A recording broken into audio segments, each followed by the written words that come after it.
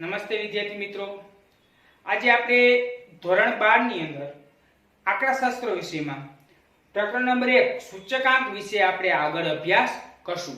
સૂચકાંકની અંદર લાસ્ટ વિડિયોની અંદર આપણે સ્વાધ્યાય 1.3 માં દાખલા નંબર 1 અને 2 આપણે જોયા હતા. હવે આપણે ત્યાર પછીના જે દાખલા આવે છે તે લાસ્પિયર પાસે અને ફિશનના સૂચકાંકના દાખલા આવે છે, જે આપણે હવે દાખલા જોશું. તો લાસ્પિયર પાસે અને ફિશનના જે દાખલા રહેલા છે તે દાખલા 12 બોર્ડની અંદર 5 માર્કની અંદર પૂછાઈ શકે છે. હવે તો સૌપ્રથમ આપણે લાસ્પિયર પાસે અને ફિશનના સૂચકાંકના સૂત્ર જોશું. સૌથી પ્રથમ પહેલું સૂત્ર આવશે લાસ્પિયરનો સૂચકાંક.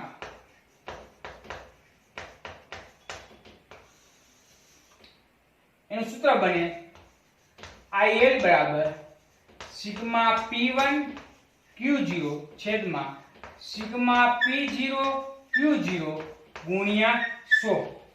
આનું સૂત્ર છે લાસ્પિયરનો સૂચકાંક IL બરાબર સિગ્મા P1 Q0 છેદમાં સિગ્મા P0 ગુણ્યા 100. અને બીજી રીતે યાદ રાખવા માટે 1000 યાદ રાખવાના. 1000 યાદ રાખો એટલે લાસ્પિયરનું સૂત્ર બની જાય. કઈ રીતે જો તમને શીખવાડું. IL બરાબર બંને બાજુ સિગ્મા દર્શાવી P અને Q, P અને Q ગુણ્યા 100 કરી નાખી. હવે 1000 મૂકી દે આપણે 1000 બની ગયું લાસ્પિયરનું સૂચકાંક.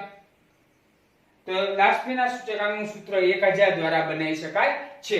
ત્યાર પછી બીજું સૂત્ર છે પાસેનો સૂચકાંક. પાસેનો સૂચકાંક એનું સૂત્ર બને IP બરાબર સિગ્મા P1 Q1 છેદમાં સિગ્મા P0 Q1 ગુણ્યા 100. IP બરાબર સિગ્મા P1 Q1 છેદમાં સિગ્મા P0 Q1 ગુણ્યા 100. તો આ સૂત્ર બનાવવા માટે આપણે યાદ રાખશું 1101. તો કઈ રીતે બની શકે? તો IP બરાબર બંને બાજુ સિગ્મા દર્શાવે P અને Q, P અને Q ગુણ્યા 100 કરી નાખી. હવે 1101 લખ નાખી 1101 એટલે કયું સૂત્ર બની ગયું? પાસેના સૂચકાંકનું સૂત્ર બની જાય. ત્યાર પછી ત્રીજો નંબરનું સૂચકાંક આવશે ફિશનનો સૂચકાંક.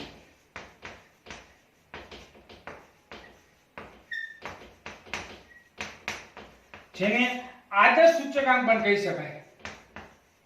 આદર્શ સૂચકાંક પણ કહેવામાં આવે છે. ફિશનનો સૂચકાંક જેનો આદર્શ સૂચકાંક પણ કહી શકાય, તો પણ આપણે ફિશનનો સૂચકાંક શોધવાનો થાય. એનું સૂત્ર બને IF બરાબર રૂટની અંદર IL ગુણ્યા IP. એટલે કે IL નો જે સૂચકાંક મળ્યો તે અને IP નો જે સૂચકાંક મળ્યો તે, એટલે કે લાસ્પિયર ગુણ્યા પાસેનો સૂચકાંક કરી નાખી અને વર્ગમૂળ કાઢી નાખી એટલે આપણે ફિશનનો સૂચકાંક મળી જાય. અથવા બીજું સૂત્ર પણ રહેલું છે IF બરાબર રૂટની અંદર સિગ્મા P1 Q0 છેદમાં સિગ્મા P0 Q0 ગુણ્યા સિગ્મા P1 Q1 છેદમાં સિગ્મા P0 Q1 અને રૂટની 12 ગુણ્યા 100. આ બંનેમાંથી કોઈ પણ સૂત્રનો આપણે ઉપયોગ કરી શકીએ છીએ જ્યારે ફિશનના સૂચકાંક માટે. તો આ હતા લાસ્પિયરના સૂચકાંકનું સૂત્ર, પાસેના સૂચકાંકનું સૂત્ર અને ફિશનના સૂચકાંકનું સૂત્ર. હવે આપણે જોઈશું દાખલાની અંદર. ચલો સૂત્ર લખી લેજો અને કાલે હોમવર્કની અંદર આ તમામ જે સૂત્ર રહેલા છે લાસ્પિયર, પાસે અને ફિશન સૂચકાંક, એ બધા સૂત્ર 3 વખત લખવાના. 3 વખત સૂત્રો લખવા હોમવર્કની અંદર. 3 વખત આ સૂત્રો 3 લખવાના રહેશે અને મોઢે યાદ રાખવાના રહેશે. ચલો હવે આગળ દાખલામાં જોઈએ આપણે.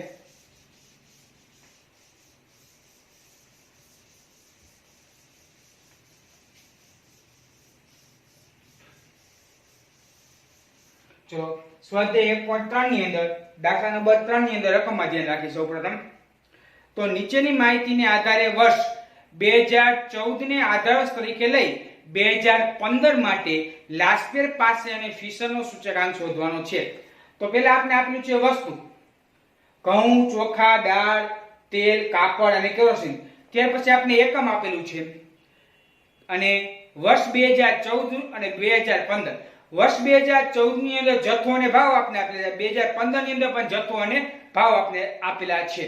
2014 નો જથ્થો જે રહેલો છે તેને આપણે Q0 કહીશું અને એના ભાવ જે રહેલા છે તેને P0 કહીશું. 2015 નો જે જથ્થો રહેલો છે તેને Q1 કહેશું અને તેના 2015 ના ભાવ જે રહેલા છે તેને P1 કહેશું. તો સ્વાધ્યાય 1.3 દાખલા નંબર 3.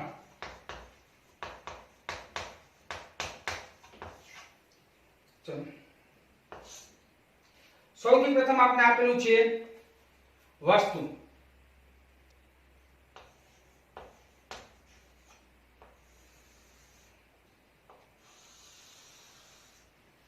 વસ્તુ આપણે આપેલી છે ઘઉં,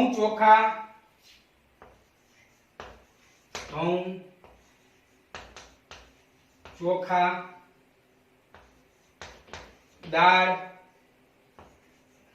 તેલ, કાપડ અને કેરોસીન.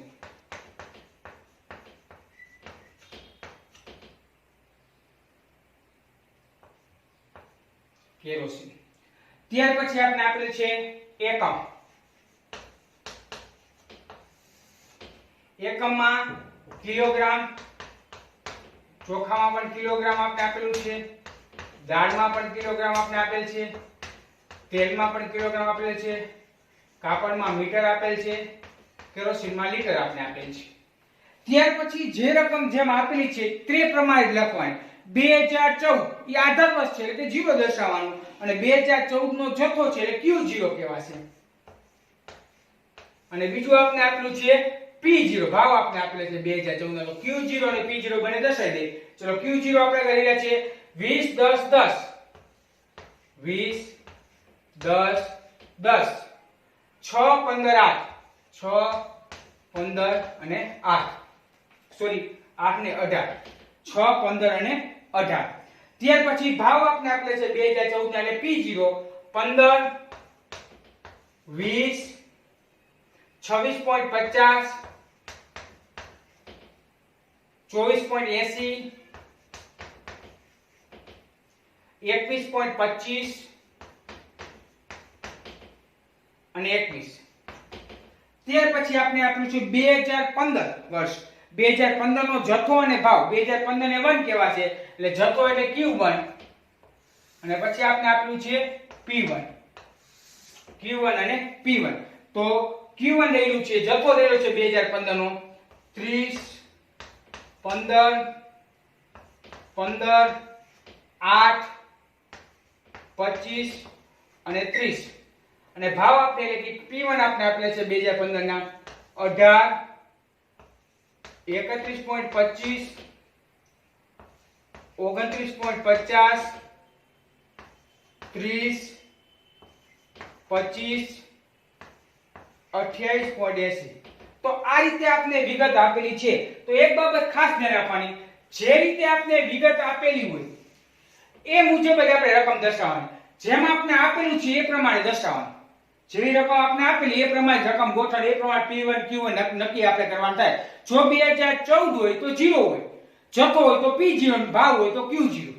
જો 2015 હોય એટલે કે ચાલુ વર્ષ હોય તો Q1 જથ્થો હોય તો અને ભાવ હોય તો P1. હવે જે લખવાની ક્રમમાં દર્શાવવાની, પહેલા દર્શાવવાનું P1 Q0 નું કોલમ, પછી આવશે P0 Q0 નું કોલમ, ત્યાર પછી બીજા બે કોલમ દર્શાવવાના P1 Q1 અને છેલ્લે P0 Q1.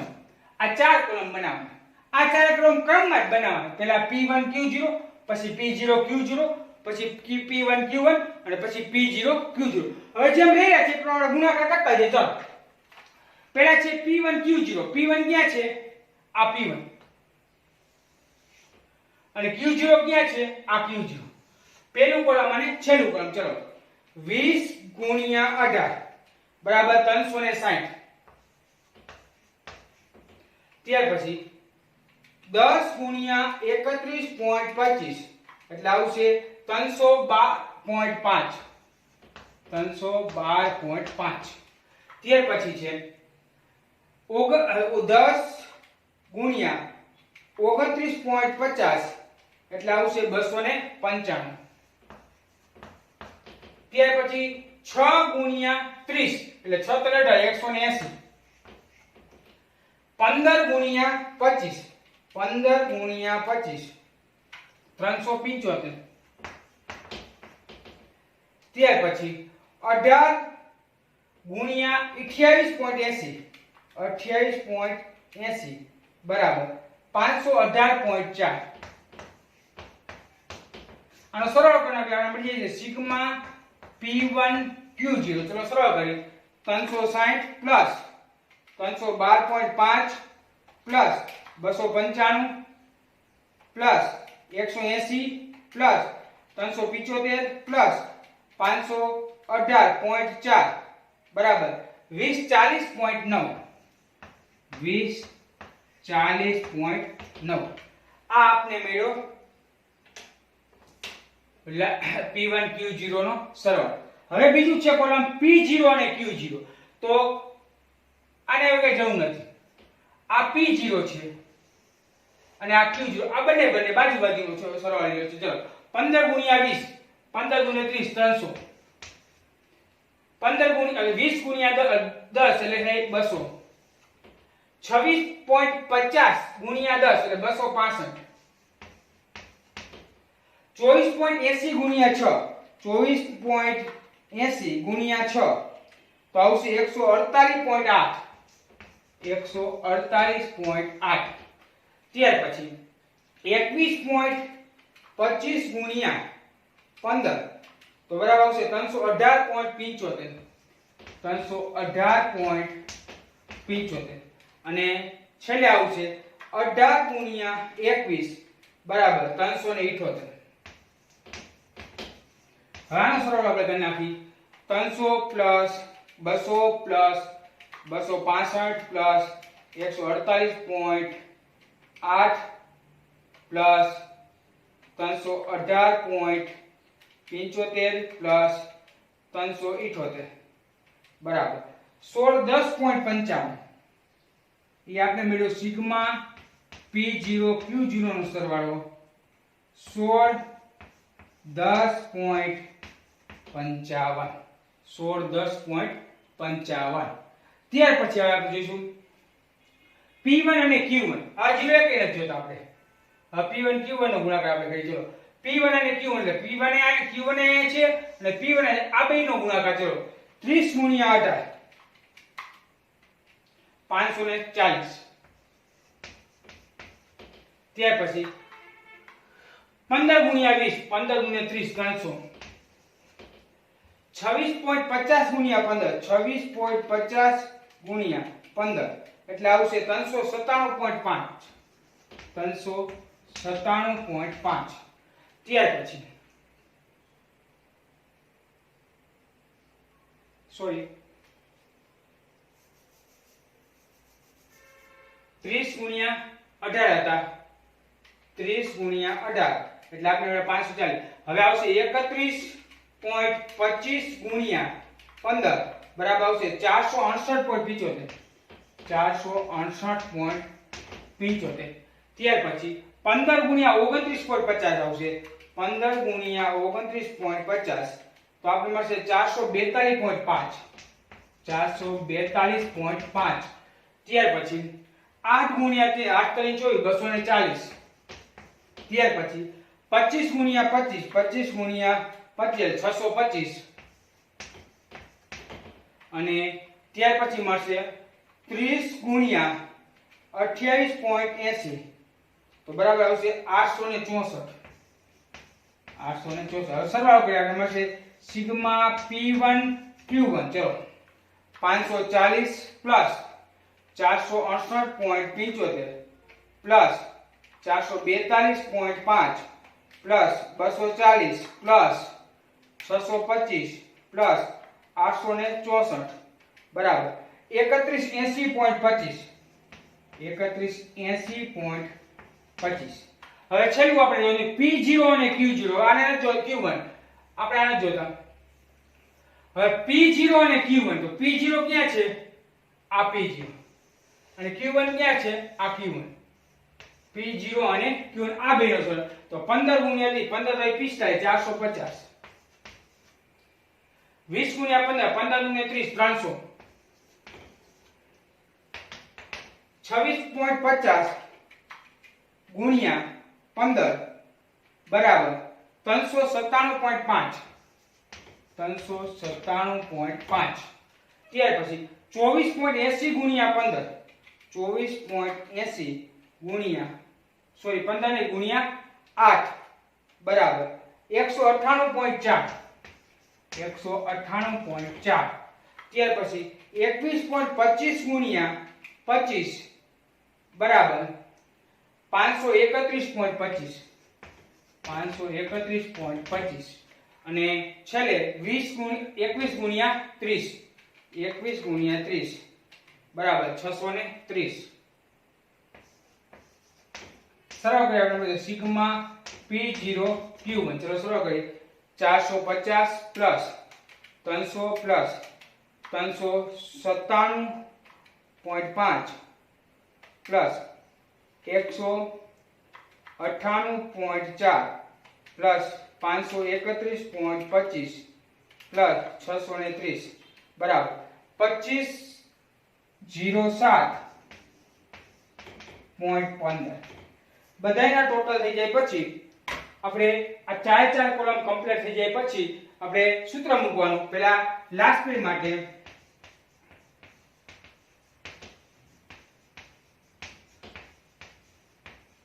લાસ્ટ પીરિયડ નો સૂચકાંક સૂત્ર લખવાનું IL બરાબર સિગ્મા P1 Q0 છેદમાં સિગ્મા P0 Q0 ગુણ્યા 100 હવે આપણે ક્રમમાં જ લખેલા છે P1 Q0 અને પછી P0 Q0 તો ક્રમમાં જ લખી લઈ લેવાના 2040.90 છેદમાં 1610.55 ગુણ્યા 100 ચલો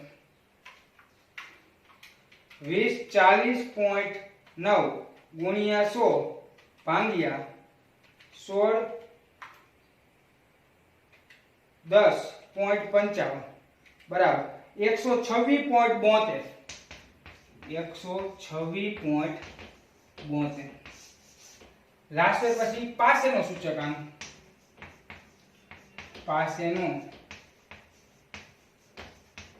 સૂચકાંક એનું સૂત્ર મૂકવાનું IP બરાબર સિગ્મા P1 Q1 છેદમાં સિગ્મા P0 Q1 ગુણ્યા 100 બરાબર તો એ પણ ક્રમમાં જ લીધા છે જો P1 Q1 P0 Q1 તો 3180.25 છેદમાં 2507 ગુણ્યા 0.15 ગુણ્યા 100 ચલો સાદું જવાબ દે 3180.25 ગુણ્યા 100 ભાગ્યા 2507.15 બરાબર 126.85 126.85 હવે આપણે છેલ્લે ફિશરનો સૂચકાંક શોધી લઈએ ફિશરનો સૂચકાંક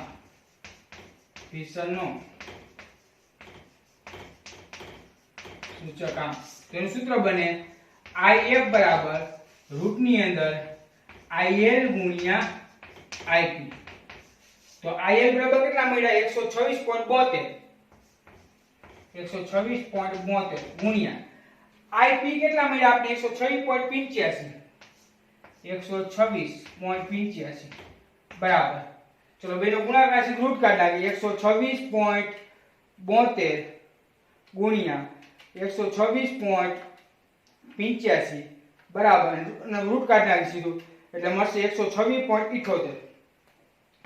126.78 બેનો ગુણાકાર કરી નાખો પહેલા બેનો અને સીધી રૂટની નિશાની તમને આપેલી રૂટ દબી જો તમને ફિશરનો સૂચકાંક મળી જાય તો આ રીતે આપણે લાસ્પિયર પાસે અને ફિશરનો સૂચકાંક શોધી શકીએ છીએ પણ એક બાબત ખાસ ધ્યાન રાખવાનું P1 Q0 નો ગુણાકાર કરતી વખતે P0 Q0 નો ગુણાકાર કરતી વખતે P1 Q1 નો ગુણાકાર કરતી વખતે P0 Q1 નો ગુણાકાર કરતી વખતે રકમ આડા હોવી લેવાય ન જાય, ખાસ ધ્યાન રાખજો. જે રકમ રેલી છે એ બેની જ ગુણાકાર થવો જોઈએ. તો આ રીતે લાસ્પેર પાસ અને ફિશરનો સૂત્ર દ્વારા આપણે સૂચકાંક શોધી શકીએ છીએ. હવે આવો જ દાખલો તમને હોમવર્ક ની અંદર આપું છું, જે તમારે લેસનમાં કરવાનો રહેશે.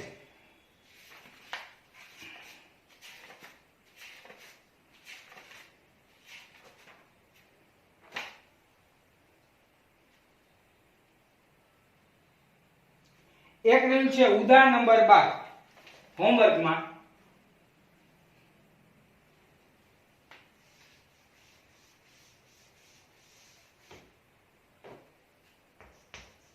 હોમવર્ક ઉદાહરણ નંબર 12 ચેપ્ટર 1 માંથી ઉદાહરણ number 12 page number 22. Page number 22 પાઠ્યપુસ્તકના પેજ નંબર 22 ઉપર. ત્યાર પછી સ્વાધ્યાયનો આપી દઉં તમને એકાદો.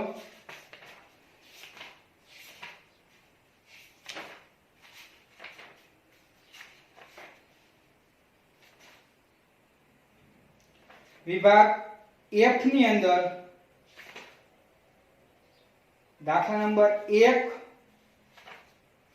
વિભાગ F.